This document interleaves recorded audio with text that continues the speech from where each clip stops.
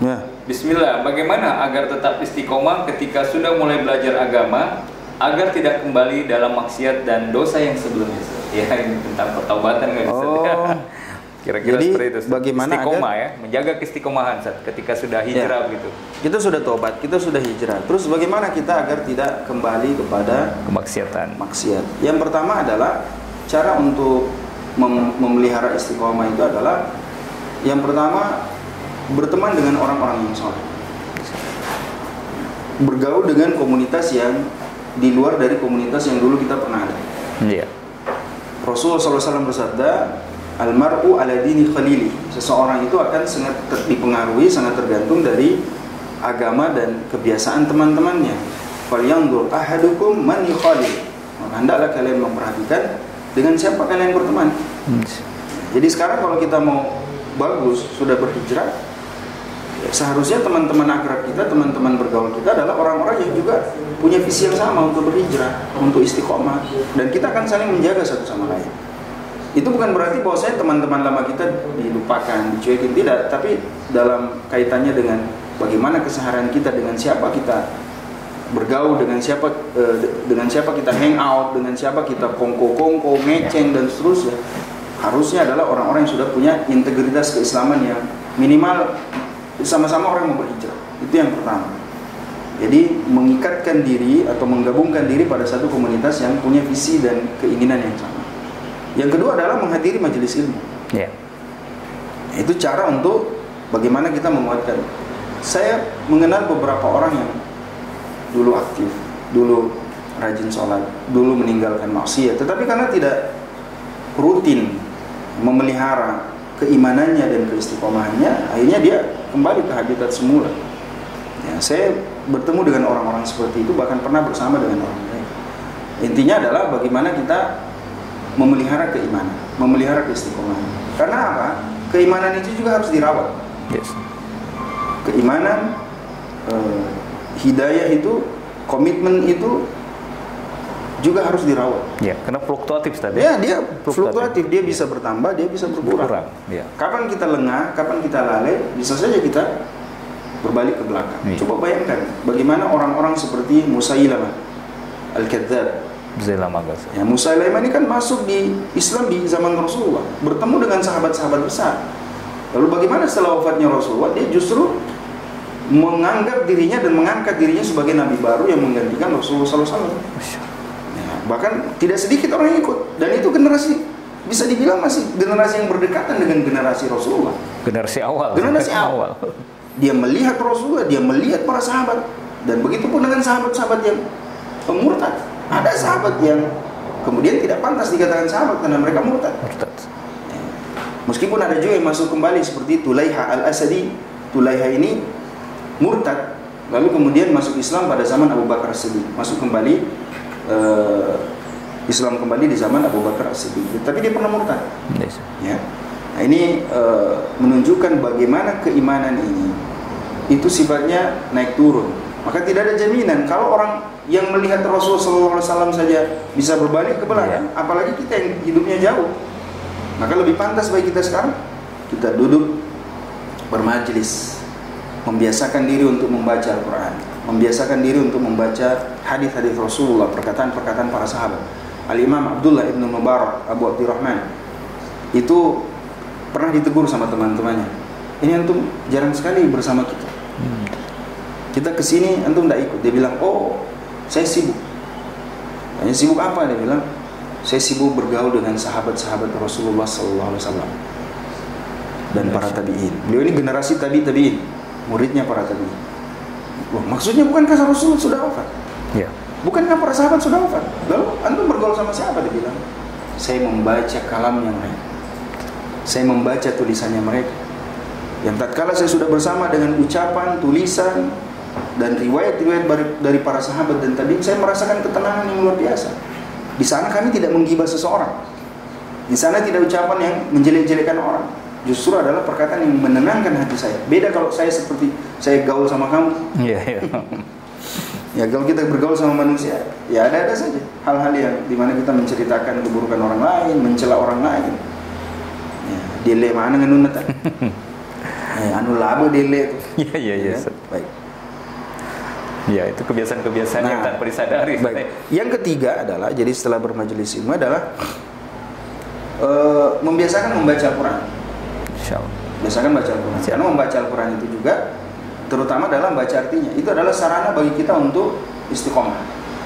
Ya, di dalam Al-Quran Allah berfirman, wa kullan naqussu 'alaika min amba'i rusuli ma nuthabbitu bihi fu'adak. Yang demikian itu wahai Muhammad, kami ceritakan kisah-kisah para nabi dan rasul di dalam Al-Quran untukmu, untuk siapa? Untuk Rasulullah, agar menguatkan dirimu, untuk menambahkan hatimu. Terkait dengan poin selanjutnya adalah bagaimana kita membaca sejarah para nabi dan orang-orang soleh, termasuk Rasulullah dan para sahabatnya. Karena dengan membaca sejarah mereka, kita punya gambaran yang praktis utuh tentang bagaimana kita menguatkan diri kita, bagaimana kita istiqomah, dan bagaimana kita menghadapi berbagai rintangan. Perkaya diri kita dengan sejarah, terutama sejarah para nabi. Rasulullah SAW saja diceritakan kisah itu kepada beliau. Dan sepertiga dari Al-Quran itu kan kisah. Sepertiga Al-Quran itu kisah-kisah para nabi, orang-orang soleh terdahulu, termasuk orang-orang buruk. Ya, dan bagaimana Al-Quran memberikan taujih, memberikan arahan kepada kita semua. Jadi baca Al-Quran. Yang ketiga, yang keempat, yang kelima adalah membaca kisah orang-orang yang soleh, membaca sejarah Rasulullah SAW dan para sahabatnya, membaca kisah-kisah Nabi.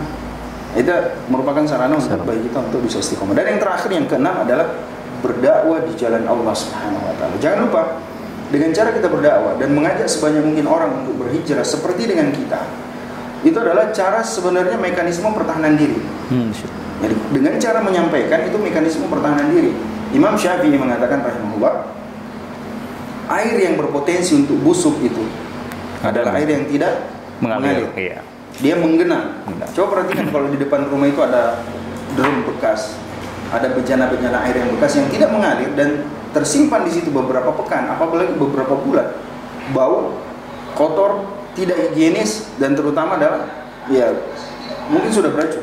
Iya. Nah, tapi kalau dia ngalir misalnya, air selokan, coba lihat air selokan, kalau dia tidak ngalir, segar tidak? Dia akan dia busuk, hitam saja. Hitam. Tapi kalau dia mengalir, dinamis, maka dia akan sehat. Sama dengan keimanan kita. Kalau kita dinamis, bergerak terus-menerus, mengajak orang lain, entah itu dengan cara verbal, dengan tulisan, bahkan mungkin yang paling sederhana adalah dengan broadcast pesan-pesan dakwah, broadcast undangan-undangan untuk kegiatan-kegiatan seperti kita ini. Yeah.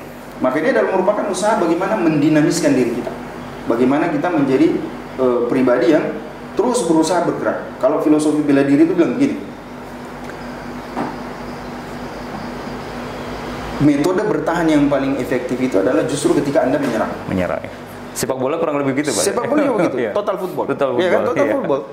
Kalau kita bertahan akan ada celah-celah di mana kita gampang ditebak. Coba kita begini. Ya saya pernah mengalami itu. Saya pernah berhadapan di gelanggang komite ya. Saya berhadapan dengan orang yang diam saja. Saya juga, dan ini yang paling sering orang yang bergerak. Nah, orang yang bergerak ini yang paling susah. Iya, dia dinamis, ini apanya yang mau dipukuli? Celahnya mana? Contoh kalau orang diam, itu akan mudah ditebak.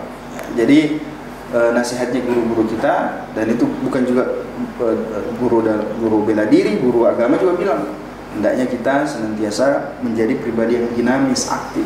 Dengan cara itu, syaitan akan tidak punya kesempatan untuk menggoda kita. Juga disebutkan dalam Al-Quran, dalam surah Fussilat ayat ke-30, 31, 32, 33. Coba perhatikan ya Al-Quran, bagaimana Al-Quran punya susunan yang indah. Allah berfirman dalam surah Fussilat ayat yang ke-30, A'udzubillahi minasyaitonirrajim, innal ladzina qalu rabbuna Allah tsumma istaqamu tatanazzalu 'alaihimul malaikatu alla takhafu wa la tahzanu wa abshiru bil jannati allati kuntum tu'adun nahnu awliya'ukum fil hayatid dunya wa fil akhirah wa lakum fiha ma tashtahi anfusukum wa lakum fiha ma tad'un nuzulan min ghafurir rahim. Ayat 30 sampai 32 itu berbicara tentang keutamaan istiqomah. Berbicara tentang keutamaan istiqomah. Coba dilihat terjemahnya sendiri nanti di surah Fussilat ayat 30 sampai 32. Tiba-tiba pada memasuki ayat 33 terkesan temanya beralih. Allah berfirman, "Wa man ahsanu qawlan mimman da'a ila Allah wa 'amila shalihan wa qala innani minal muslimin." Dan siapakah yang lebih baik perkataannya? Ya. Lebih baik perkataannya daripada orang yang menyeru orang lain ke jalan Allah, berdakwah di jalan Allah, amar ma'ruf nahi munkar, dan dia senantiasa mengikrarkan bahwasanya saya termasuk orang-orang yang berserah diri, beramal soleh dan berserah diri. Pada ayat 30 Allah mengatakan waman ahsanu qaulan. Siapakah perkataan yang lebih baik? Pada ayat yang ke-33 Allah berfirman innal ladzina qalu, orang-orang yang mengatakan terkait dengan perkataan. Ya, orang-orang yang mengatakan bahwa Tuhan kami adalah Allah, Rabb kami adalah Allah. Lalu pada ayat yang ke-33 Allah mengatakan waman ahsanu qaulan. Perkataan siapa yang lebih baik? Sama-sama terkait dengan perkataan. Di situ menunjukkan kata para ulama kita, tatkala 30 sampai 32 adalah keutamaan istiqomah. Lalu pada ayat 33 tiba-tiba berbicara tentang keutamaan dakwah, kata para ulama kita, ini memberi pelajaran apa? Bahwa salah satu cara kita untuk bisa istiqomah adalah dengan cara berdakwah di jalan Allah Subhanahu wa taala. Anda mau istiqomah, salah satunya adalah berdakwah, menasihati, memberi arahan, mengajak orang lain sebanyak mungkin datang untuk beribadah, datang ke masjid, melaksanakan amal-amal soleh, melaksanakan sholat berjamaah dan seterusnya.